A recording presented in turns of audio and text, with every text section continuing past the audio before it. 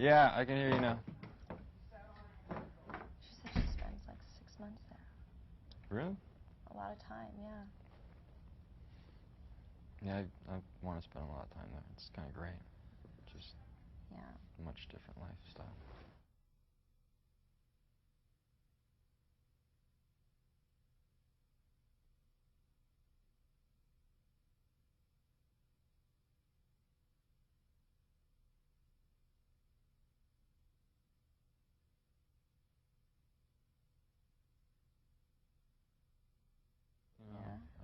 I can go off and be by myself and...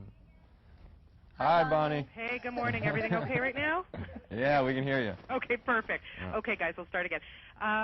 You know, when I first heard about the premise of this film, I was like, oh, getting kind of goosebumps all over my arms. And then I see this trailer, and I'm going, oh, my God, I couldn't in a million years ever imagine being on a table for surgery and being able to hear everything that's going on. That is just creepy. Did this script actually creep you guys out at first? Oh, yeah, yeah. I mean, you know, just the concept. You didn't have to read the script. You know, you just got the pitch from your agent saying what it was about. And you're like, ugh, you know. It's the worst thing ever. It's a terrifying thought, and the script, you know, explores that fear in a really sort of interesting way, and the way it sort of affects the characters, I think makes for a good story. Yeah. Now, you know, this is a real occurrence. Apparently, it could happen. You know, one in a like 1,000, 1 in 700, something like that. But anesthetic awareness is what it's called. Did you guys have to, you know, kind of research into this, or just kind of rely on what you knew? I'm not sure what the actual numbers are, but you know, it's in the hundreds of thousands each year. Oh, it really is. Yeah. Did you do any studying on it? Not really. I mean, I didn't really need to sit down with people who had this happen to them, just because your imagination, you know, does the work for you. Yeah. You didn't have to do too much. you can just, you know, think about it, and it all becomes very real. And you know, when we were filming, you know, any scene that sort of took place in that operating room, you know, for myself, I had a hard time with it, just because you spend so much time thinking about it, and then when you actually are in that environment, it would affect me. It was weird. For both of you, it's a little bit different. It's a, you know, thriller, and there's a lot of twists and turns, and a lot of good stuff going on. Are you both looking for, you know, to move on careers, looking for different types of things to do? Are we looking for different types of things to do other than the action movies that we've done? I think we are. Yeah. I think we are.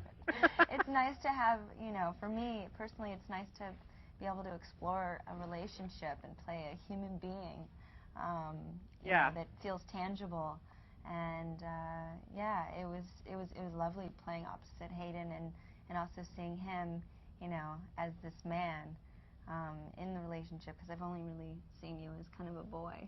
Yeah, no, it was I think we had your first love scene, kind of. Yeah, Hayden, you know, you're growing up. It's interesting that we're watching you grow up on screen like this. So you know, is it embarrassing? That was horrible. Horrible.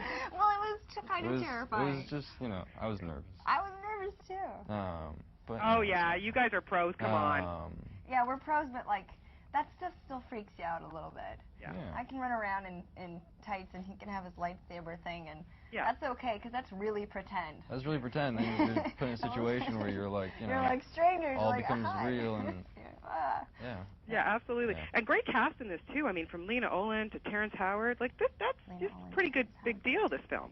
Amazing. Yeah. No, both of them. You know, I was a big fan of Terrence's. You know, and I was really excited that he was you know, in the film, and Lena Olin is really good as well. Yeah, you know, it's a good she's cast, wonderful. and Jessica's amazing in the film. Great actress. So Jessica, very quickly, you just recently wrapped up shooting Love Guru here in Toronto with Mike Myers. I mean, how much fun did you have on that? I'm not done shooing. Oh, you'll be back to Toronto tonight, so the rain doesn't sound very good to me. It's just drizzly. It's not too bad. Don't worry. Okay. Do you have a lot of fun? You having fun with Mike? So what do you do in Toronto when it's so freezing cold in the rain? Do you just like go underground and hang out in the malls all day? Absolutely. Okay. Because I did that one day and I felt a little bit like a mouse or something. Hayden, are you giving her good tips on where to go, where to eat, what to do? No, he's not giving me good tips on where to go. He's all fun and islands, hanging out. getting tan. It's a tough life. And hey, now, would you want to ask you quickly about Jumper, because that's finally coming to the theaters next year soon. That you got to work here in town as well. Excuse me?